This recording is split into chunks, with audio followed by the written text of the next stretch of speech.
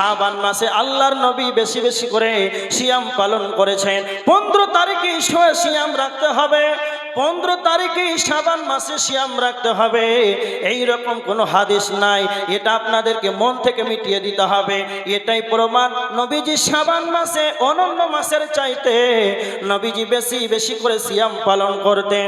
তার মানে সিয়াম এই আবার কিছু কিছু মানুষ আছে এই মাসে 15 তারিখে আবার এরা হালুয়া রুটি খাবে, নতুন নতুন আমল চালু করবে। এগুলো নবীজি করে নাই, সাহাবীরা করে নাই। এই আমল করে আমার আল্লাহ এটাই বলেছেন, আমিলাতুন নাসিবা তাসলা নারান হামিয়া। গাদা গাদা আমল করার পর তারপরেও মানুষ জাহান্নামে চলে যাবে। একটা মানুষ তারাবির সালাতে দাঁড়ালো, একজন মানুষ তারাবির সালাতে দাঁড়ালো, 20 রাকাত সালাত আদায় করলো, বলছে 8 রাকাতে হবে না। তার মানে 8 রাকাত সালাত তারাবির হবে না, 20 রাকাত আদায় করতে হবে। আর তার পিছনে মেশিং লাগানো আছে, 10 মিনিটে 20 রাকাত তারাবির হয়ে যাচ্ছে। এই রকম আমল করে শরীরের ঘামকে ঝরিয়ে দিয়ে কোনো লাভ হবে না। কেননা ইমামের পিছনে সালাত আদায় করে এদেরকে মুসাল্লি বলা হয়।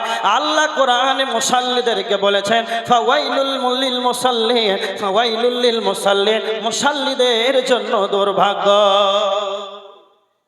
মুসাল্লিদের জন্য দুর্ভাগ্য। যারা তারা যা করে লোককে দেখাবার জন্য করে। এর স্বয়ং বাস্তব উদাহরণ হচ্ছে এটাই, এর বাস্তব উদাহরণ হচ্ছে এটাই। একটা উর্দু দার্শনিক কি বলছেন, একজন উর্দু দার্শনিক